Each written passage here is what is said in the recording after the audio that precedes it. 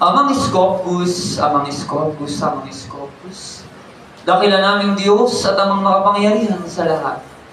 Maraming salamat po sa umagang ito na ipinagkaloob mo sa amin upang kami ay makarating sa iyong banal na santuaryo, upang marinig namin ng iyong inihandang pagkain espiritual sa amin. Amang Scopus, maraming salamat po sa lahat ng mga biyaya at pagpapala na aming nakakamit sa araw-araw, kasama ang bawat pagsubok na iyong binibigyang kapahintulutan na mangyaring dumating sa buhay ng bawat isa.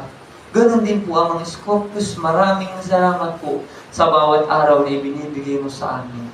Pagpapadama ng iyong pagmamahal sa kabila ng maraming pagsubok. Humihingi rin po kami ng kapatawaran sa lahat ng mga nagagawa at magagawa pa namin pagkakasala. Gaano man po ito kalaki o gaano man kaliit, sinasadya man o hindi sinasadya. Kakulaman man po kalabisan na nakapagdudulot ng kapigatian sa iyong banal na Espiritu at sa iyong bagong pangalan, patawarin mo po kami, Amang Scopus. Loobin mo po nawa na sa huling panahon ito, na ang bawat isa ay manatiling matatag sa kabila ng mga suliranin sa buhay, ng bawat bagay na aming nadarama, na bawat bagay na aming nararanasan sa buhay na ito, ang Scopus. Nawa po ngayong lakas at kapangyarihan, gabay at pangatubay ang lagi namin makamit sa pang-araw-araw. Ganon din po, Amang Scopus, ang pananalangin namin para sa kaayusan ng bansang Pilipinas bilang ito ang iyong bagong Jerusalem na sa pangunguna ng aming butihing Pangulo, sa Pangulong Ferdinand Romualdez Marcos Jr. At kasama ang bawat na yung nakakagapay at katulong sa pagsasaayos at pagpapatupad ng kaayusan ng bagong Jerusalem.